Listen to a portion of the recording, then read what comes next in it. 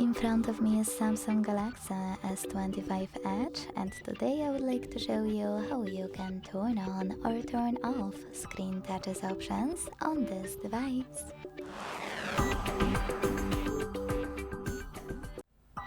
Begin by opening device's settings. When you're ready, scroll down to click on display.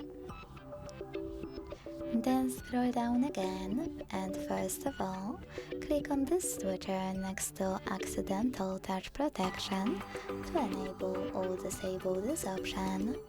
If you wish to enable it, it will protect your phone from accidental touches when it's in a dark place, such as a pocket or a bag.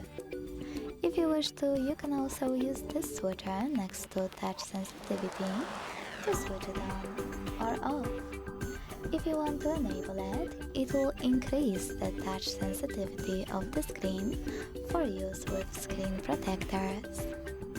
Thanks so much for watching. If you enjoyed this video, don't forget to leave a like, comment and subscribe.